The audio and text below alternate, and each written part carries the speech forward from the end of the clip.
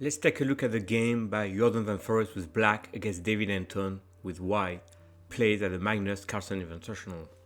So here, Tara's defense played by Jorden Van Foreest. White takes on d5, the first surprise in the game. The normal theory is to take on d5.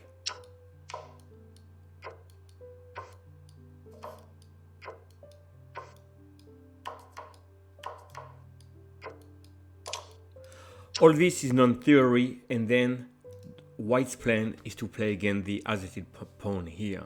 But instead, in this position, instead of recapturing here, first surprise, c takes d4. This is not a novelty, it's been played before, but it's less known.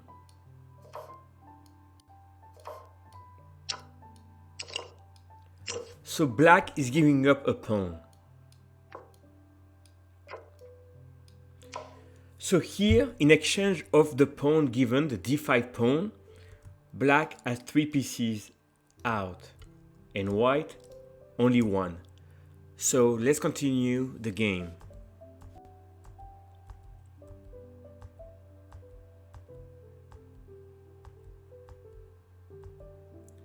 So let's stop right here. Black wants to play on the king side. White wants to continue development, move the bishop, maybe play b4 and stabilize. So black has compensation because the pieces are out first. Here, key move played by Jorden Van Foreest with black, h5. So clearly I mentioned this is a threat, and now if you bring a knight over here, you could have a lot of chances here. Now, you don't want to panic with white. If you play h3 with the goal to prevent knight g4, this loses right away. Threatening checkmate here. And here, not only can you take back a pawn like this, but you can play h4, and white cannot take because of checkmate. After h4, you're threatened to take here. That's a winning position for black. So here, the right move was knight g5. Why is that? Well, if you continue with your plan, let's say attack here, knight g5 comes in, and you cannot take here because you have checkmate here.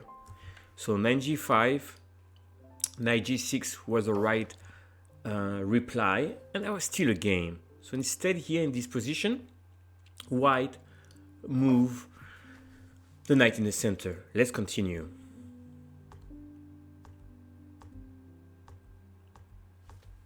Very important. Threatening checkmate.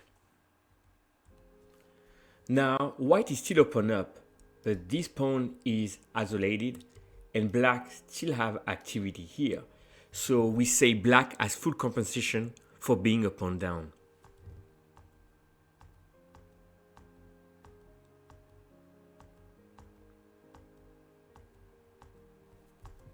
You can see this rook is misplaced.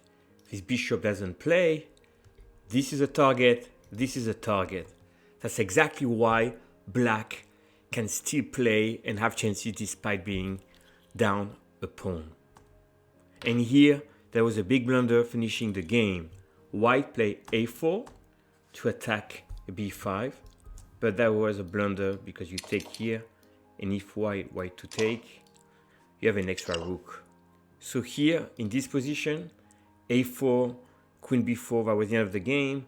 White had to play queen e2, but you still do a6 first, protecting b5, and you threaten here. So for instance, if white tries to defend, you have h5 on this side of the board, h4, sorry, knight h5, knight h3, and this is winning as well. Thank you for watching.